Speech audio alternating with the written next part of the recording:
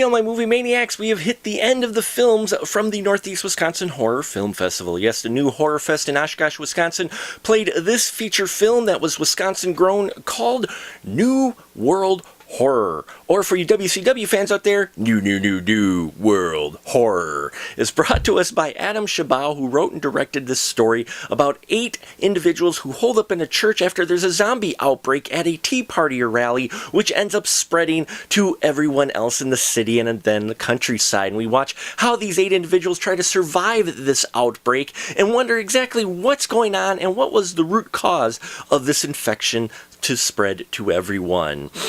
Folks, this is a lot of fun, and it features a lot of great talent from the Midwest, both in minor roles as well as in major roles. We've got Steve Gola in here as Cooper, a very hilarious, manly type of character in here. I enjoyed his performance in it as well as Carmela Weiss, who played Abigail in here, and you may recognize her from the Incest Death Squad films. And of course, the Midwest indie staple Greg Johnson is also in this film, among many other talented individuals, and I loved all their performances in this movie. Now, it's shot in black and white, kind of a ode to the George Romero, of course, Night of the Living Dead and other black and white zombie films, and I like that. I like that aesthetic. It really helped give it a bit of a creepy feel and take it a little bit back in time period type of feel to it, you know, not completely saying, hey, look at us be retro, but at the same time, I enjoyed the fact that it was black and white. It always adds an interesting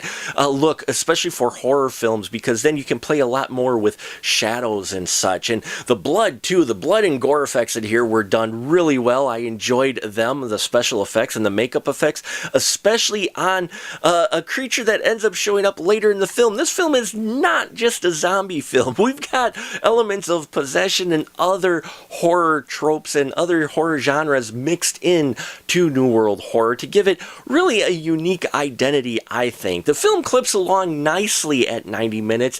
I never felt like it really slowed down. There's an interesting editing choice towards the third act that I thought was different, and I'm not quite sure what the exact choice was for it, but I don't want to spoil it, but it just was a little different before you roll into the third act, which really gets crazy. The zombies looked cool. They've got a little bit of a different element to them.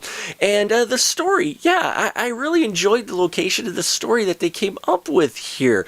Nice to see them keep you on your toes. There's also some puppetry involved as well, and some slime too, for good measure. New World Horror is what you look for in a indie film, especially one grown in the Midwest. There's some great Wisconsin locations used.